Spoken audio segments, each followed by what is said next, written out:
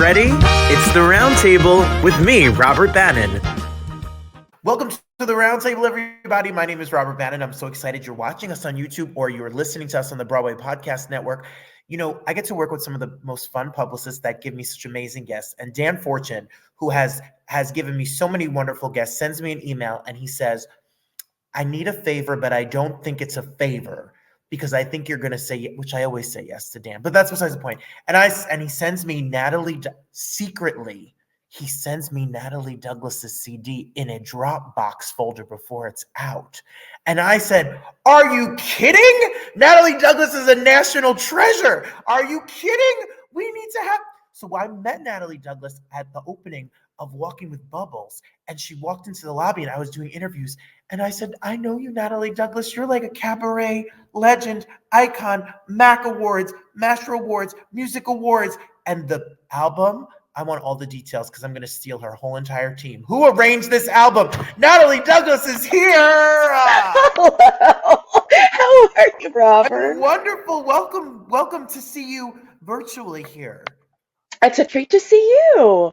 How are you? I am wonderful. I am here in New Jersey where we've been listening to your album, and I want people to know before we even get started that you need to stream Back to the Garden right now wherever music is playing, heard, listened to. Go find it. The cover art is gorgeous. Look at this. Just beautiful. Congratulations. I love it so much. Thank you. I'm so happy. I really love it. I really love it. I really love it. I've gotten to listen to it. You can listen to it now. And what I find so great about you and your artistry is I can't figure you out. I can't put you in a box. How do you describe your sound and how do you describe this album? Well, the album is it's my fourth album, and it's the first one in several years. So a lot of stuff on this album are things that people have been asking me to record. I'm lucky enough to get to perform live a lot, and I sell CDs after the show, as one does. And people often ask, depending on what show I've done, oh, is that song on the album? Is that song on, and sometimes I can say yes, but there are certain songs over the years that we had yet to record. So some of those songs are finally on this album. Yay! And it's called Back to the Garden because Woodstock is on this album, which is one of my all-time favorite songs because, yes, Joni, goddess. But also because several of the songs on this album represent things that I learned when I was a kid, things that are part of my influences, things that go into making up who I am musically. So I think this album is kind of it may seem like an incongruous mix, but it's actually me. It's songs of the 70s. It's songs with a political or social point of view. It's Great American Songbook because I grew up. My parents were much older when they adopted me, so I grew up listening to standards. That was their music, and it even has a touch of like a country flair, but it's got some things that are representative of Sammy Davis Jr., some Roberta Flack, some Shirley Bassey, all of these influences, all of Nina Simone, of course, things I love. And that's sort of how I describe what I do. I sing music I love. I sing music that has great stories because I think that's why we do what we do. I always say that, show people, obviously we have the show off gene. Otherwise we wouldn't, stand and look at me, look over here. We wouldn't do that. But I don't think that's the main reason you do it. I think the main reason we do it is to connect, to say, hi, I see you. Do you see me? And have people in the audience say, yes, I see you. And now you're seeing me. And, that thing. And so the songs I like, the music I sing are the stories that I recognize myself in. And I feel like other people can recognize themselves in. And we can all sort of feel human for a minute, And you do. And while Natalie is talking, go to nataliedouglas.com for the dates, and then go to Instagram and follow her, and Natalie Douglas Singer, so you can stay up to date on the dates. You know, she's sold out Birdland like 172 times, and she's tours around the world, and she's puts on her shows, and you do a plethora of tribute shows. Your range is very vast, and this album is very vast in its range as well. There are beautiful soft moments. There's big belting, show-stopping numbers. You really do. The colors of your voice are shown through this. Your singles, the singles that came out that we were able to listen to, they were vast. One being really beautiful and small and gorgeous, and then one being gigantic and big. To you, reading and researching, you had like 60 or 70 songs for this Mhm. album. So how did you narrow it down to find these 11 tracks? It was hard and easy. I my producer at the label, Wayne Haun, is delicious and divine and talented, and we are very simpatico in terms of what we like. So it wasn't difficult in terms of there was no fighting about what was going to be on the album. It was just kind of trying to figure out what story we were telling. And once we hit upon the idea, once actually the title came to me first, because I really knew I wanted to record Woodstock. I love this arrangement of Woodstock that Mark Hartman and I came up with several years ago now. When I first started doing freedom songs, actually, my show about songs from various civil rights movements. Woodstock was always one of the centerpieces of that show, even though there have been several iterations of that show. Um, and and in particular, this arrangement that Mark and I created, that's a little Joni and a little CSNY kind of blended together, because I grew up loving both of them, the Joni Yes. version and the Crosby, Stills, Nash and Young. Like I love them both. So I knew I wanted that on the album, and I love the fact that Wayne and Joel Lindsey, who's A&R at the label, and executive produced the album, but that they loved that idea too. So then we were talking about titles, and Back to the Garden, just it was perfect. It popped into my brain. It was the perfect title, and it's the garden, the creatively speaking, that formed me. So then it became really easy to figure out what was going on of those 63 songs that I started with. The things that just fell into place in terms of this explains who I am. You'll Never Know, which is a great old standard, Gorgeous. was the first song I ever learned. My mom taught me that song when I was 4, and I made up that tag when I was 4. I don't know how I knew what a tag was, but somehow I did. I watched a lot of old movie musicals when I was a kid. Obsessed with Fred Astaire. So I somehow, like, I don't know, but she sent me to my room and said, learn this song, and you can come and sing for me and Dad at dinner. My first gig, and I did, though. I mean, I went to my room and it was like singing to the cats and the stuffed animals, and it was like a big deal to me. And I had this moment of like, I'm a singer now. That's what I do. Okay, okay, I'm a singer, um, and that was it. And that was the song. And I've always loved that song, and I've sung that song 100 million times since, but never recorded it. So it was really, it was like a, a no-brainer to put that on the album. Um, and then I was lucky enough to have Wayne and Joel write a song for me, which Oh, and it's a monster, and it is gorgeous. it is so, I love it so much. It makes me so happy. It I didn't know they were doing it. It was a total surprise. And it's so like my philosophy and the way I look at the world. And I don't know if they set out to do that or what, but it's a me moment. So it made me super happy. And then it has this kind of Burt Bacharach flavor to Yep. it in terms of the arrangement and the orchestration. And that's, I grew up listening to that music too. Like that sort of is perfectly summing up who I am and where I come from. And I grew up in Los Angeles, and it feels very LA to me. That Mhm. sound. Um, so that was easy. I mean, I obviously had no idea that was going to go on the album, but the first or second session we had when Wayne and I were sitting in a studio, singing through things and talking about music, and he said, "Oh, well, Joel and I have been working on this thing. What do you think?" And played it for me, and I was over the moon. I mean, come on, because I'm a big fan. I love their songs. They wrote a song on Linda Lavin's album that's on the label a couple years ago, "Obsessed." Stars Will Fall, and a few years ago when Billy Stritch put out an album on the label, Billy's Place, sort of his wrapping up COVID lockdown album. They wrote a song for him called "Blue Again," which is just I love their work. So if they had said to me, "Hey, we're going to write something for you," I would have been thrilled, and I probably would have said, "Oh, okay, I don't care what it is, I'm going to sing it," because I knew I loved the way they wrote. But to have it be a complete surprise and then love what it said, and love the story it told was best of all worlds. Yeah, I am very much a singer who wants to tell stories and wants to tell true stories.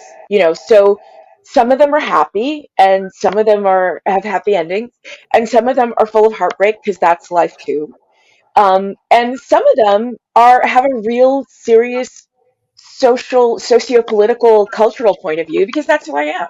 Yes. I'm as much activist as I am artist. So, that's I got to tell that story too.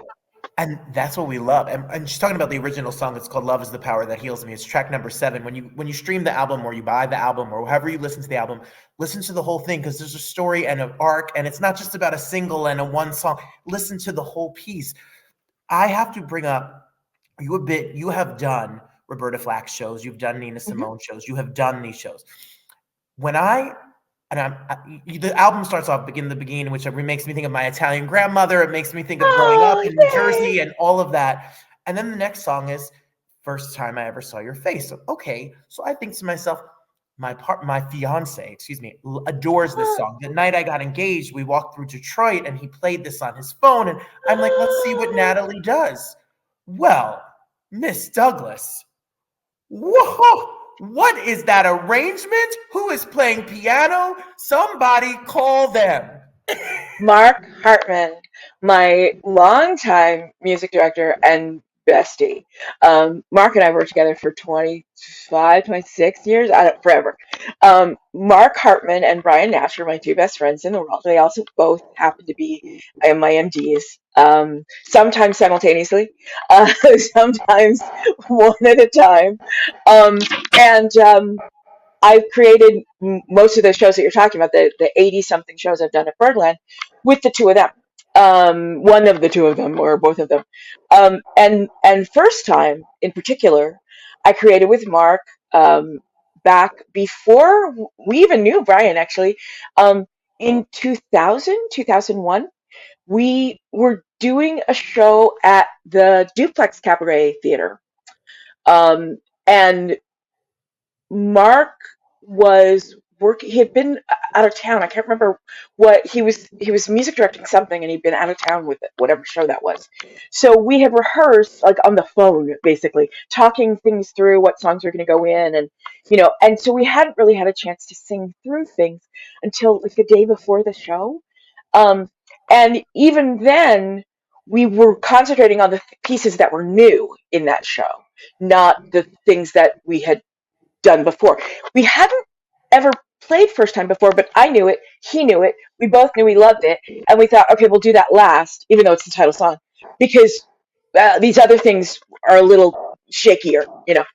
So somehow it didn't get done until literally sound check the day of the show, and we just did it. Like the place where it fell in the show, we were doing sound check in order in the space, and Mark began to play it and I began to sing it. And basically what you hear, I mean, it sprang fully formed from the head of Zeus like Athena.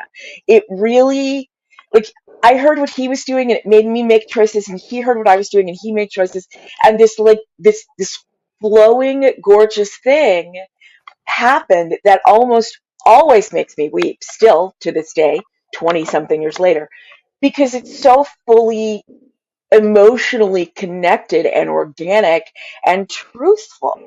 Um, and I always say, I mean, I don't, no, not always, but I often introduce this song by saying it's not a completely true story in the sense that it's not how I felt the first time I ever saw my husband, because my husband was in a show when I first met him and his hair was short and he didn't have a beard or mustache.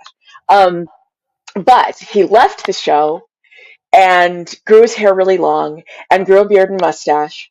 And he looked like White Jesus, and I think White Jesus is hot. And so I'll show you a picture. Seriously, hot, hot.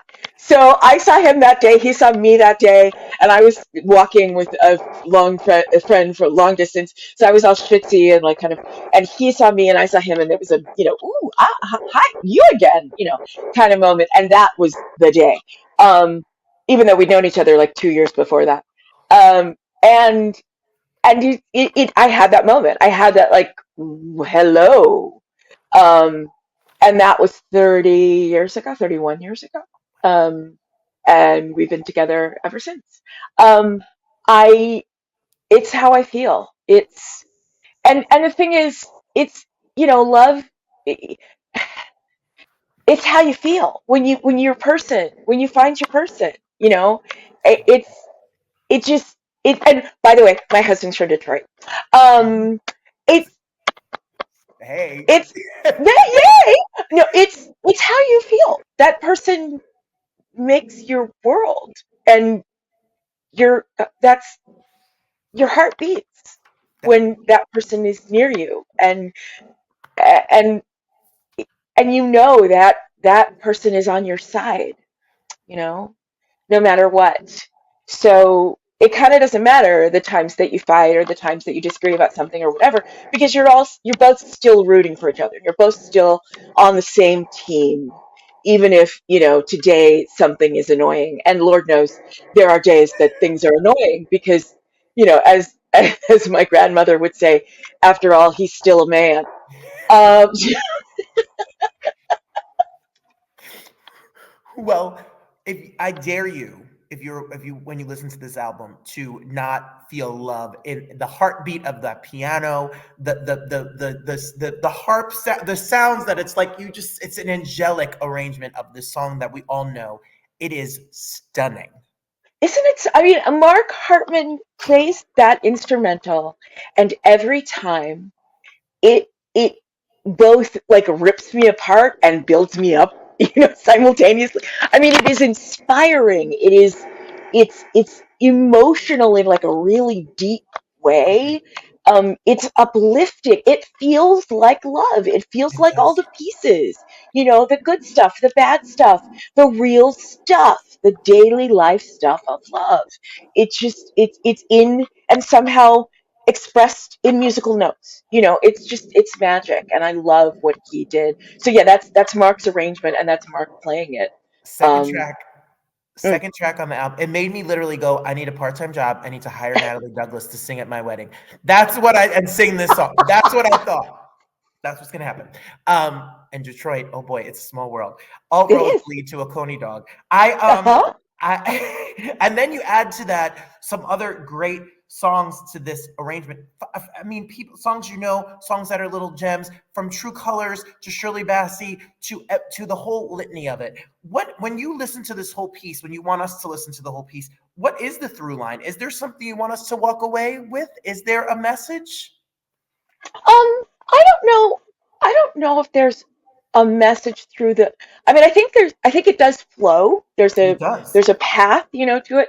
But no, I don't know that there's one specific message. I kind of want people to get from it what they need, because I find, for me, my favorite songs change all the time. If someone says to me, "What's your favorite song?" It's going to be different every day. Um, but what I hear in a song is different depending on what I need to hear, and and I think the message most of us need most of the time is, I love you, Mhm. and you're loved, and you're enough, and and if and I feel like if enough of us heard that and believed it, then there'd be fewer of us who couldn't say that to people who were different from us. I think the reason people are so afraid and so angry and so mean and so cruel to people who are different from themselves is because they don't feel like they are okay. And so in order to feel like I'm okay, I have to make sure that I tell you you're not, you know. Because then that'll make me feel good if let you know that you're not okay because I don't approve of the way you love, or I don't approve of the way you look, or I don't approve of the way you worship, or whatever. As though your existence has anything to do with my approval. Because let's face it, we all exist anyway. As you've probably heard the expression, all I have to do is stay black and die. I don't need anyone's approval to do anything in my life. So I feel like if more people could really believe they were okay, they could stop judging other people and stop hurting other people. I mean, I was saying the other night when we had CD release, that True Colors is a song I've loved my entire life. I think it's brilliant. It's hard to believe it's 38 years old. But I had never thought of singing it, honestly, until Wayne suggested it in one of those early meetings about what was going to be on the album. And of course, I love it, and I think it's brilliant. But I was kind of like, well, Cyndi Lauper did. I mean, she stepped all over it. It's perfect. Who needs anything? Do anything to it. But I said I'd try it because I trust him and he has excellent taste. Um, so we tried it, and I suddenly, like, as I was singing it, I thought of all of the people who who need to hear it. And even though it's always been an anthem for those of us who aren't mainstream, you know, and it's always felt like our story, I realized in singing it and working up to recording it that the people who really need to hear it are the people who think they're normal and who are judging us. Mm. They're the people who need to know that they're okay so they can stop judging themselves, and then they can stop judging, Mm. you know. Um, but they don't need to hate us in order to love themselves. They could just love themselves and leave us alone. Yeah. Like, that's all we ask, really. Leave kids alone. They're fine the way they are. And they are who they are. They come here the way they come here. And just because you don't like it, or just because you don't understand it, doesn't make them wrong or bad or deserving of pain or death or, judgment or government interfering. Right. Like, they're fine. Give them love and help them grow. Don't get in their way. Don't shut them down. And don't teach your kids to hate them. Like, it's so simple. And I feel like music is one of those ways we have of getting those messages in past the barriers that people put up because, I live in a red state, you live in a blue state. I like this version of worship and you like that version of worship, or I like North Carolina barbecue and I like Texas barbecue. You know what I mean? Like, all the reasons we have for separating ourselves and each other. um Music is one of those ways of getting underneath those barriers and getting that, like, oh wait, we're all just human, right message through. Well, it's a beautiful way to end the album. And there are many songs on here that you can see your activism and your thoughts, but without it ever be feeling like it's in your face, but it's there. And we need these songs. And I was going to ask you about which you kind of answered, but I'm still going to ask you the job of the artist and the activist. I mean, when we look at the tribute shows you do, if it's Nina, if it's Roberta, if it's Stevie Wonder, Joni Mitchell, etc., you've done these tribute shows and sung these. What is the job of an artist in terms of activism? Because you're out there, but your shows are not out there, but the message is there. So how do you weave those two jobs? Well, I think it's the same as the job of being a person, because um, I am a firm believer. Um, I'm a Black woman in America, so activism is like breathing because there are people who don't want me to Yep. either be an activist or breathe. Right. So it's part of the daily existence, and it is important and it is serious, but it can't be the only thing. I have to make it a part of my life, and it can't squeeze out joy, you know. Mm-hmm. So I have to incorporate it. It has to just be fabric. Nina Simone said it is the responsibility of the artist to reflect the times in which they live. And I feel that's really true, that it's, you know, we, everything you love, every song, even if the song is The Good Ship Lollipop, that song was written in a specific moment in time in this country when specific things were going on by specific people who felt like they had to say that for a reason. And if you look at the underpinnings of it, and obviously I'm a big history geek, so I always do, um, there's something they were trying to say beyond Good Ship Lollipop. There's subtext. So if everything you love has something else woven into it, and I think it's just interesting to figure out what that is and find out if that's the story you really want to tell. Um, and find the songs that match up with the story you do want to tell. That's a fun part of the job for me. I love the research. I am a geek from way back. I was, I skipped 2 grades in school. I graduated high school at 16, college at 19. I love school. I love libraries. I love reading, and I love books. So when I do these shows, like, I want to find out the Stevie Wonder story that everybody doesn't know. I always say that, it would be rude to expect you to pay a cover for me to read the Wikipedia page at you. Oh. Like, that's in your phone. It's in your pocket. You don't need me for that. You could stay home and stay in your pajamas. So if you actually get up and come out, I got to give you something more than that. And that's why I read all the bios, if bios exist. I watch tons of YouTube. Losing my earbuds. Tons of YouTube videos. Fortunately, a lot of these artists we have on film, even if they are no longer with us, talking about their lives and their careers and how they make it all happen. Um, so so I watch a lot of those. And that's how I find, like, some of the songs off the beaten path. Because I want to give you, like, if the Dolly Parton show, I'm going to give you 9 to 5, and I will always love you because you come there expecting to hear those songs. But I also want to give you some Dolly things you might not expect. You know, like, Dolly's one of those artists who's kind of a secret activist. Mm-hmm.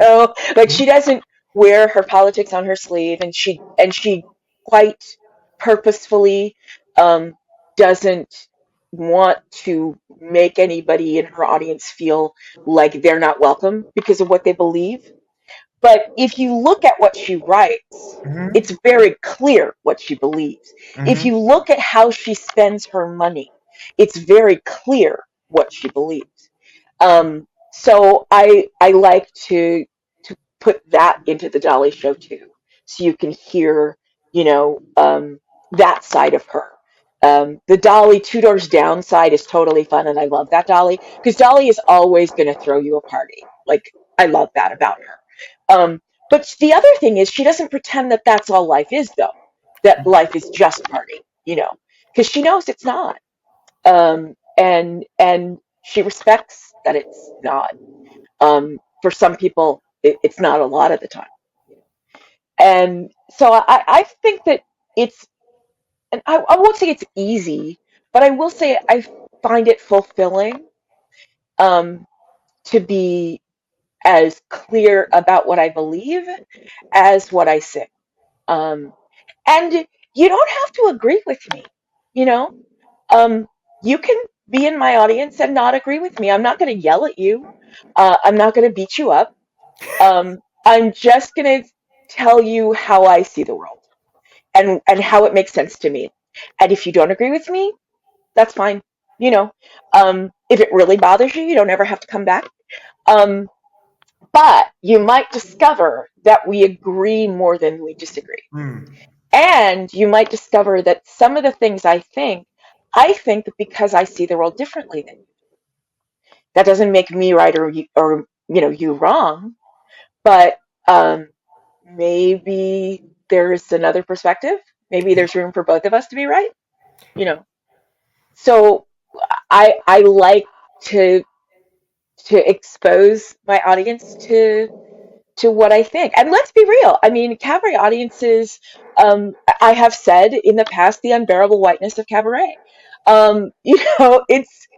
It can be so some of the perspective you might hear or some of the audience might hear is perspective they don't have in their lives, you know? And maybe you'll find that it's something you enjoy hearing. Well, I have to say that what I love about you is that um, cabaret, and this is a whole other topic, can get a reputation of the cabaret, the schmaltzy, the cheesy, Sure. the old school, thought process, a very whitewashed, safe. But what you do is you have flipped it on its head. You've done it impeccably well with vocals for days, for gorgeous arrangements, but with a message. And when I went to acting school, they said the role of an artist is noble because it is the times. We judge art as our history, is what we Mhm. remember the times. And that's what you've done through your body of work and with this album. And I mean, it's obvious, every time we face this authoritarian regime takeover dictatorship stuff in every country it's ever happened in, the first thing they do is Yep. start banning the books and closing the libraries and, arresting the drag queens. I mean, the first thing they do is restrict the artists because we are all the truth tellers. We're out here saying, hey, this is the world, look at it, you know, and this is my place in it. And you know what? I'm sitting here doing my thing and I'm not hurting you. And that's dangerous because if I'm different and I'm existing and I'm not hurting you, well then how can you make everyone else conform if it's not dangerous? If it's, we have to pretend it's dangerous and arrest people and prevent them from, expressing themselves, prevent them from singing certain kinds of music, prevent them from saying certain kinds of things, you know, because we can't convince people that thought is dangerous if artists are just out here thinking all over the place. Well, and that is why what you do every single day is so important. And I really I adore you. I adore your voice. I Thank adore you. what you do. I want people to go to nataliedouglas.com. I want people to follow you on Instagram. You're doing shows all around the country. You're multiple shows from the 60s, from this state, from there's just Yeah. shows Natalie Douglas is out there. And then Back to the Garden is out right now. And you could be streaming Back to the Garden wherever you listen to music. It's the perfect it's the perfect album for any occasion. A car ride, a dinner party, a workout routine, a Friday night date, whatever you're up to and doing, make sure you stream the album and share it to somebody. I Yeah, it's got lots of different stuff on it, lots of different feels, like I just need to like a go human being. I need to go to a Natalie Douglas concert like badly. Yeah. Well, we'll be back at Birdland because that's my New York home club. We're back with the Juneteenth show. This year it'll be Monday, June 17th, and this is the fourth year in a row that we're making the Juneteenth show a thing, and it's been really fun because that's a perfect example of a day of celebration and a day of commemoration, um, but it's also a day of recognition and reckoning to some degree, Hmm. because I think of it as a celebration of Black history and Black excellence. So it's not just what some people think of as Black history, just the trauma stories, Right. just the horror stories. And Lord knows there are plenty of them. Um, but that's not all we are. And in fact, I think telling the stories of our achievements and our successes and our accomplishments and our goals makes it's all the more meaningful when you recognize what we've had to get through to get it's like I I mean, for many, many years, sometimes now I'm traveling and I miss it. But for many years, like my husband and I never missed the Pride Parade in New York, because yes, it's fun and I see a million friends and, wave at everybody and, I've been on a float here and there, like it's a party, but it's always this celebration of like what, where we've come, like we live in a world where being anything other than straight publicly was illegal. And there's a parade, down 7th or 5th or what, an avenue in New York City with hundreds of thousands of people celebrating who they are. That's amazing. With their moms and their kids and their, like it's awesome. It's brilliant. It's beautiful. So I think that the goal is to always keep fighting, but also always remember what we're fighting for and why we bother, and what makes it worth it. Yeah. Yeah. June 19th. Then you're back at Birdland. June 17th. It's Juneteenth, but it falls on the official holiday falls on the Monday, so it's the 17th this year. Yeah. June 7th. You could, and if you're in New York that weekend, you could. My Pride show is at 54 Below, June 14th. Her show. Oh my God, that's awesome! I love that. I will so be there. I love that. And I will be at yours, and we are going to have a big activist fight the fight, let people be who they are weekend in New York City on Cabaret stage. Love it. Everything about that I love. I'm excited for everybody to listen to the album, follow Natalie Douglas, listen to and stream, and we are going to be listening. I can't wait to play him your song. It's his song, and I think your version's going to seal the deal here. So thank you. Oh, congratulations. We're fans. Thank you, Natalie. Well, thank you. Good to see you, Robert. Bye. Good to see you.